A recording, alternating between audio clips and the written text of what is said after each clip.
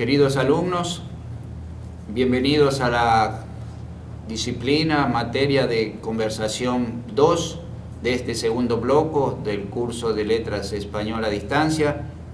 Soy el profesor Omar, que está responsable en este periodo del curso de esta asignatura.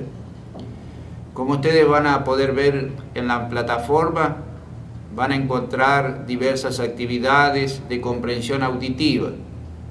Y es por eso que en este momento yo voy a leer algunos textos correspondientes a las diversas unidades que aparecen en la plataforma, para que ustedes puedan luego ir oyéndolos y a partir de ahí poder también ir contestando a las actividades solicitadas.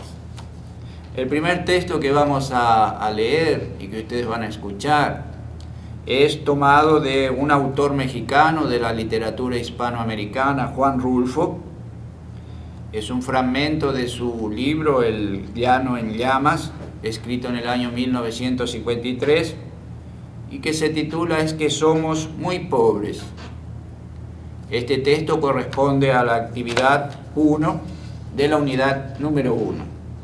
Vamos a escuchar con atención. Es que somos muy pobres. Aquí todo va de mal en peor. La semana pasada se murió mi tía Jacinta y el sábado, cuando ya la habíamos enterrado y comenzaba a bajársenos la tristeza, comenzó a llover como nunca. A mi papá eso le dio coraje, porque toda la cosecha de cebada estaba soleándose en el solar. Y el aguacero llegó de repente, en grandes olas de agua, sin darnos tiempo ni siquiera a esconder, aunque fuera un manojo. Lo único que pudimos hacer, todos los de mi casa, fue estarnos arrimados debajo del tejabán, viendo cómo el agua fría que caía del cielo quemaba aquella cebada amarilla tan recién cortada. Y apenas ayer, cuando mi hermana Tacha acababa de cumplir 12 años, supimos que la vaca que mi papá le regaló para el día de su santo se la había llevado el río. El río comenzó a crecer hace 3 noches, a eso de la madrugada. Yo estaba muy dormido y sin embargo, el estruendo que traía el río al arrastrarse me hizo despertar enseguida y pegar el brinco de la cama con mi cobija en la mano, como si hubiera creído que se estaba derrumbando el techo de mi casa. Pero después me volví a dormir porque reconocí el sonido del río y porque ese sonido se fue haciendo igual hasta traerme otra vez el sueño. Cuando me levanté, la mañana estaba llena de nublazones y parecía que había seguido lloviendo sin parar.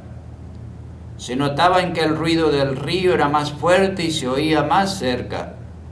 Se olía, como se huele una quemazón, el olor a podrido del agua revuelta. A la hora en que me fui a asomar, el río ya había perdido sus orillas. Iba subiendo poco a poco por la calle Real y estaba metiéndose a toda prisa en la casa de esa mujer que le dicen La Tambora. El chapaleo del agua se oía al entrar por el corral y al salir en grandes chorros por la puerta.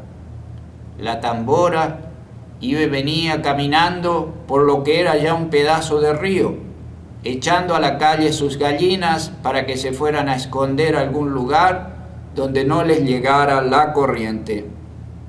Y por el otro lado, por donde está el recodo, el río se debía de haber llevado, quién sabe desde cuándo, el tamarindo que estaba en el solar de mi tía Jacinta, porque ahora ya no se ve ningún tamarindo. Era el único que había en el pueblo, y por eso nomás la gente se da cuenta de que la creciente esta que vemos es la más grande de todas las que ha bajado el río en muchos años. Mi hermana y yo volvimos a ir por la tarde a mirar aquel amontonadero de agua que cada vez se hace más espesa y oscura y que pasa ya muy por encima de donde debe estar el puente. Allí nos estuvimos horas y horas sin cansarnos viendo la cosa aquella. Después nos subimos por la barranca porque queríamos oír bien lo que decía la gente, pues abajo, junto al río, hay un gran ruidazal y solo se ven las bocas de muchos que se abren y se cierran y como que quieren decir algo, pero no se oye nada. Por eso nos subimos por la barranca, donde también hay gente mirando el río y contando los perjuicios que ha hecho. Allí fue donde supimos que el río se había llevado a la Serpentina, la vaca esa que era de mi hermana Tacha, porque mi papá se la regaló para el día de su cumpleaños y que tenía una oreja blanca y otra colorada y muy bonitos ojos. No acabo de saber por qué se le ocurriría a la Serpentina pasar el río este, cuando sabía que no era el mismo río que ella conocía de a diario. La Serpentina nunca fue tan atarantada. Lo más seguro es que ha de haber venido dormida para dejarse matar así nomás por nomás. A mí muchas veces me tocó despertarla cuando le abría la puerta del corral, porque si no, de su cuenta, allí se hubiera estado el día entero con los ojos cerrados, bien quieta y suspirando, como se oye suspirar a las vacas cuando duerme. Y aquí ha de haber sucedido eso de que se durmió. Tal vez se le ocurrió despertar al sentir que el agua pesada le golpeaba las costillas. Tal vez entonces se asustó y trató de regresar, pero al volverse se encontró entreverada y acalambrada entre aquella agua negra y dura como tierra corrediza.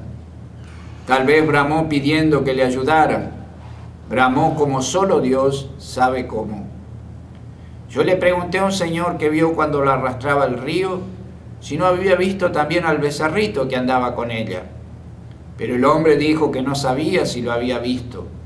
Solo dijo que la vaca manchada pasó patas arriba muy cerquita de donde él estaba y que de allí dio una voltereta y luego no volvió a ver ni los cuernos, ni las patas, ni ninguna señal de vaca. Por el río rodaban muchos troncos de árboles con todo y raíces, y él estaba muy ocupado en sacar leña, de modo que no podía fijarse si eran animales o troncos los que arrastraba.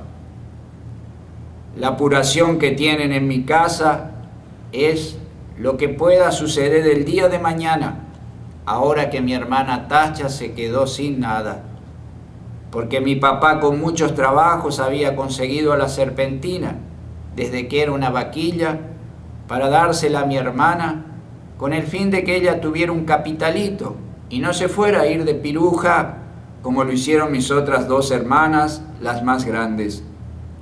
Según mi papá, ellas se habían echado a perder porque éramos muy pobres en mi casa y ellas eran muy retobadas.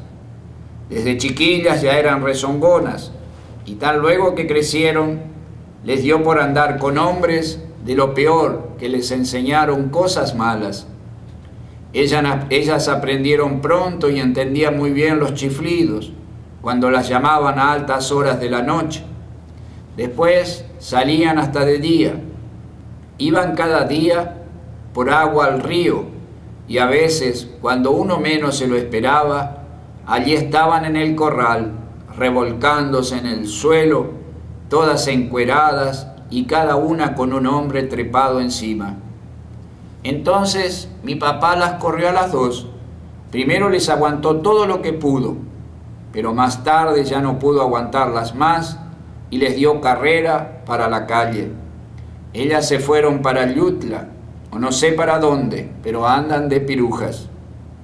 Por eso le entra la mortificación a mi papá, ahora por la Tacha, que no quiere vaya a resultar como sus otras dos hermanas, al sentir que se quedó muy pobre, viendo la falta de su vaca, viendo que ya no va a tener con qué entretenerse mientras le da por crecer y pueda casarse con un hombre bueno, pueda querer para siempre. Y eso ahora va a estar difícil. Con la vaca era distinto, pues no hubiera faltado quien se hiciera el ánimo de casarse con ella, solo por llevarse también aquella vaca tan bonita. Mi mamá no sabe por qué Dios la ha castigado tanto al darles unas hijas de ese modo, cuando en su familia, desde su abuela para acá, nunca ha habido gente mala. Todos fueron criados en el temor de Dios y eran muy obedientes, y no le cometían irreverencias a nadie. Todos fueron por el estilo. ¿Quién sabe de dónde les vendría ese par de hijas suyas aquel mal ejemplo? Ella no se acuerda. Le da vuelta a todos sus recuerdos y no ve claro dónde estuvo su mal o el pecado de nacerle una hija tras otra con la misma mala costumbre. No se acuerda y cada vez que piensa en ellas llora y dice que Dios las ampare a las dos. Pero mi papá alega que aquello ya no tiene remedio. La peligrosa es la que queda aquí, la tacha, que va como palo de ocote, crece y crece, y que ya tiene unos comienzos de senos que prometen ser como los de sus hermanas, puntiagudos y altos y medio alborotados para llamar la atención. Sí, dice, le llenará los ojos a cualquiera donde quiera que la vean y acabará mal, como que estoy viendo que acabará mal. Esa es la mortificación de mi papá. Y Tacha llora al sentir que su vaca no volverá porque se la ha matado el río. Está aquí a mi lado con su vestido color de rosa, mirando el río desde la barranca y sin dejar de llorar. Por su cara corren chorretes de agua sucia, como si el río se hubiera metido dentro de ella. Yo la abrazo tratando de consolarla, pero ella no entiende. Llora con más ganas. De su boca sale un ruido semejante al que se arrastra por las orillas del río, que la hace temblar y sacudirse todita, y mientras la creciente sigue subiendo. El sabor a podrido que viene de allá salpica la cara mojada de Tacha, y los dos pechitos de ella se mueven de arriba a abajo, sin parar, como si de repente comenzaran a hincharse para empezar a trabajar por su perdición.